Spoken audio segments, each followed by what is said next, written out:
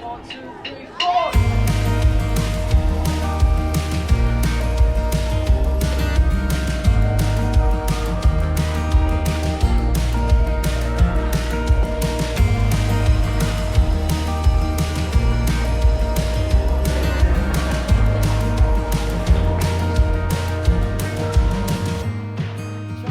Hi, Chiara. Hi, Don Angel. How are you? Good, thank you. Excellent.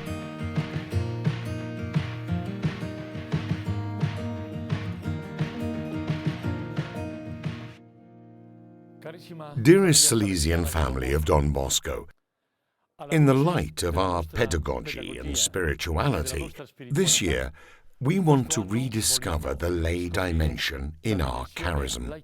I am happy to greet you, and indeed I was thinking of you, because this year I want to dedicate the Strenna to all of you, boys and girls, because you are the good yeast that makes the bread of the human family, the bread of the kingdom of God, grow and become tastier. And Jesus said again, "To what can I compare the kingdom of God? It is similar to the yeast which a woman took and mixed into 3 measures of flour until it was all leavened."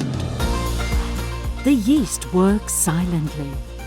The leavening occurs in silence, as is the work of the kingdom of God in its inner workings.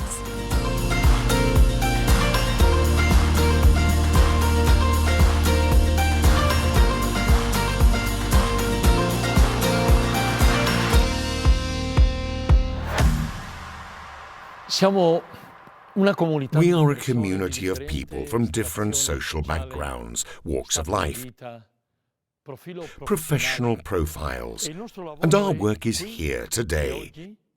The kingdom of God requires our collaboration, but it is above all the Lord's initiative and gift. Our work is weak, seemingly small in the face of the complexity of the world's problems.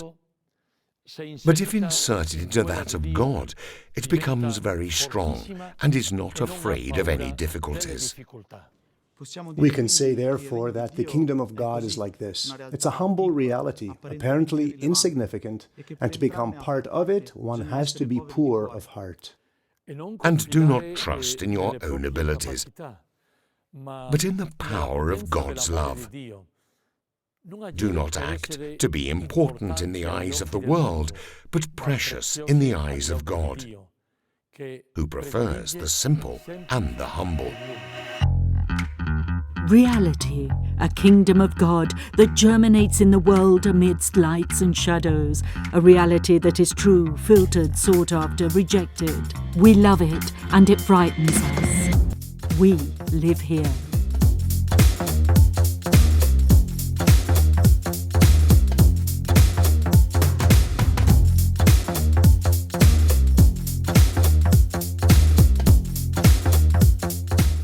Pope Francis reminds us of this when he states, "Each generation must take up the struggles and achievements of previous generations and lead them to even higher goals."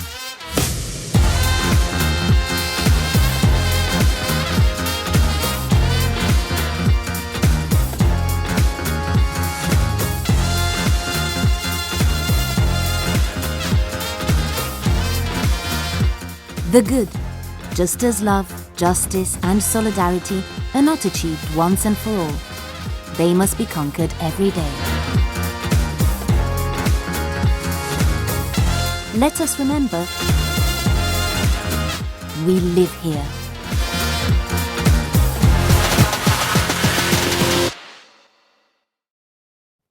We cannot leave to tomorrow the good we must do today. The human family is a family with many needs, in need of justice, of dignity for the lost and the discarded, in need of truth, in need of peace, as we well know, and of fraternity, in need of care for the common home, in need above all of God. We are called, as the family of Don Bosco, to be leaven in this human family. Humanity, strong, imposing, big, full of questions. We are part of it and we also distance ourselves from it. We work here.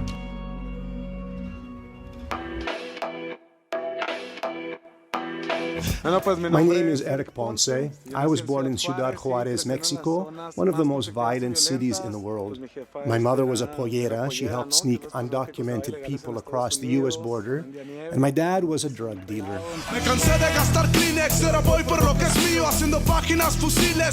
The atmosphere was so tense that I began to destroy every human connection I had. There was so much crime, killings in our parks, which had never happened before. Almost everyone had lost someone, a loved one, to cry about.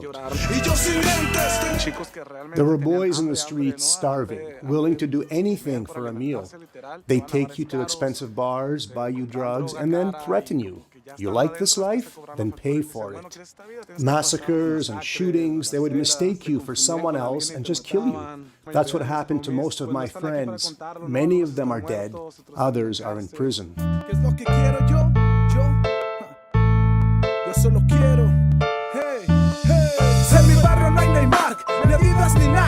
Seguir buscando a Dios para invitarlo a hacer un fit. Sonreír como un pequeño sin tener que darme un hit. Y poder pagar un poco de lo que yo recibí. Que se vacíen las prisiones y se llenen las escuelas. Que se diga más tu rola está chingona y no su pinche me la pelan. Quiero no andar jugándome la vida por andar cogiendo pelo. Hey, yo solo quiero.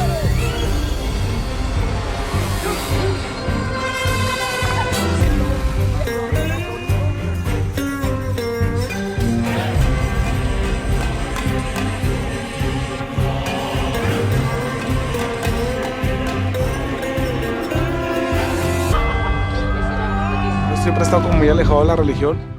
I had always stayed away from religion until I met Juan Carlos Quirarte. He made Christianity credible for me in a tangible human way. I liked his philosophy and we connected, and I discovered the power of his religiosity, his ability to express himself in writing, to include the excluded, to introduce God to the boys as motivation for change. All this gave me a new respect for the church. Claro que yo creo en Dios, lo sé porque Él nunca me abandona. Una prueba, sobrevivo en una guerra que invadió mi zona. Claro que lo siento y si lo siento es a través de las personas, como el padre Quirarte que utilizó mi arte para mandar mensaje para el Cersai. Él perdona al que ha pecado, lo que me pudo enseñar. Un futuro pesos chicos no los vino a apedrear, al contrario les dio sueños para que puedan progresar. Que la luz me lo acompañe donde quiera que la lucha Él vaya a continuar.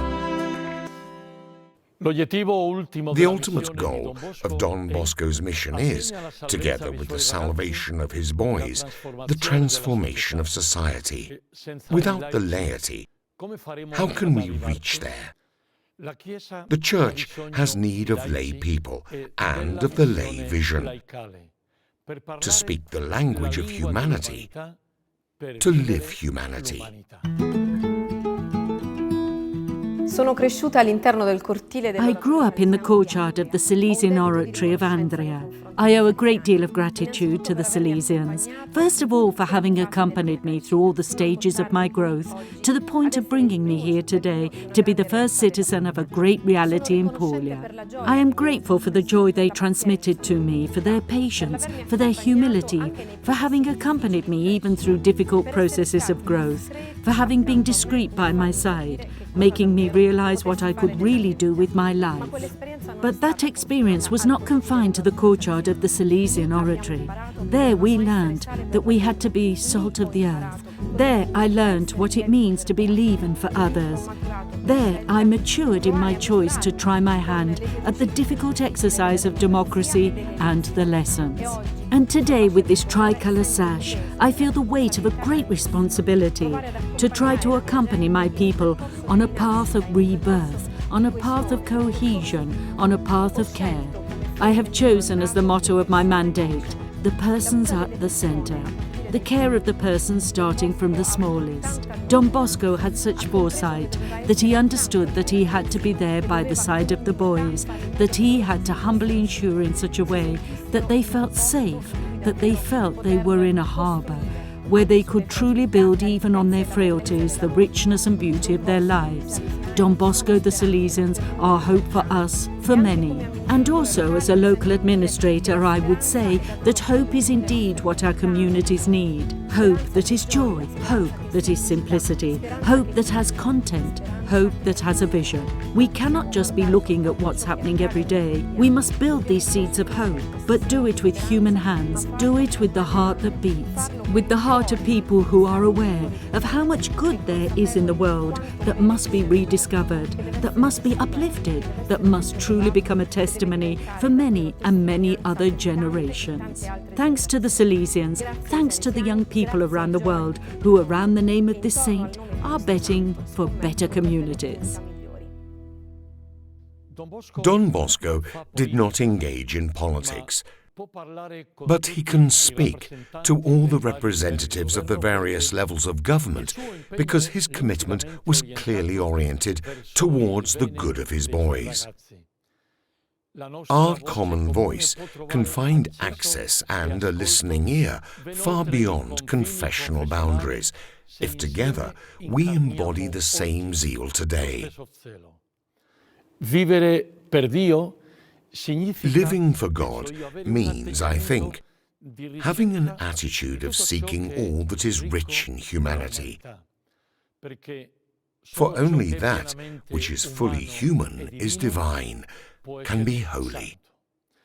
The layperson is a Christian who sanctifies the world from within, who works at the creation and construction of the invisible kingdom of God, like a sachet of yeast. Holiness, distant, dreamt of, difficult, sought after. We try and feel like giving up. We fall, we get back up, and we try again, here. It was the 24th of June 1855, and at the oratory it was a double celebration. It was a great sunny day. The whole of Turin honoured and celebrated the city's patron saint, but it was also John Bosco's feast day. The night before, he told his boys, "Tomorrow you want to make a feast for me, and I want to thank you. On my part, I want to give you the gift you most desire. So each of you take a card and write on it the gift you desire. I'm not rich, but if you do not ask me for the royal palace, I will do everything I can to please you." When he read the cards, Don Bosco found serious questions and others bizarre. Some asked him for 100 kilos of nougat to have for the whole year, another for a puppy instead of the one he left at home. Giovanni Roda, a friend of Domenico Savio, asked him for a trumpet like the one of the Bersaglieri, because I want to join the musical band. On Domenico Savio's note, however, he found only 5 words: "Help me to become a saint." Sure, things have changed. Who would say such a thing today? But one thing has not changed. To be a saint takes courage. We have the recipe for holiness. Don Bosco gave it to us, you remember? Cheerfulness, doing one's duties and doing good to others. It is, in fact, a whole program to show us how to be leaven in the small space where God has planted us. Therefore, we all can and must strive for holiness. Without you, we can go nowhere. We know well that Don Bosco, from the very beginning of his mission at Valdocco, involved many lay people, friends and collaborators, so that they could participate in his mission among the young. It immediately aroused sharing and co-responsibility on the part of the clergy, laity, men and women. This is a point of no return, because it is the only viable way today. Do you want examples of lay saints? We are in the background of a great tree that has produced beautiful fruits, from Don Bosco to the present day. We can think of Zatti, Zefferino Namuncarai, and Laura Vicugna, Albert Mavelli, Dominic Savio, Alessandrina da Costa, Attilio Giordani, the young martyrs of Potsdam, the young Bashir of Pakistan, or the Indian boy Bororo Simao, and the benefactress Dorothea of Chopitea. Also Mama Margaret, a beautiful figure of holiness. Of course, Mama Margaret, the holiness at the doorstep, the holiness of a mother who moulded the heart of her beloved son John, and who accompanied the birth of our charism without knowing it, in a simple way, by giving her life, the life she had and that she had left behind. And let's not forget Artemide Zatti, canonized just a few months ago. He lived his holiness as a layperson, a nurse, practicing charity in a small village hospital, a model of dedication to his people through ordinary work, having God as the source of his generosity and his faith as the motivating force in his life. Of course. And one after the other, they show us how to continue working for the kingdom of God, and how to make this third measure of flour grow. I conclude, and I do so with this certainty. All of us, consecrated men and women, lay men and women of our Salesian family, are committed and want to live with a true educational passion for our young people. And this because we are certain that the leaven is rightly the gospel of Christ, the Lord. It is He, the Lord, who shows us how everything He touches, everything He looks at, is filled with life.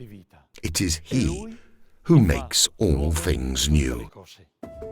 The kingdom of God is always in becoming, always in fermentation, always growing. Real, human, holy.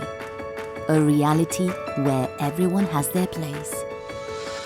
And you, dear young man, you, my dear brother, my dear sister of our Salesian family, you father, mother, you educator, teacher, all of you, each one of us must say to each other, what is my place in this reality of the kingdom of God?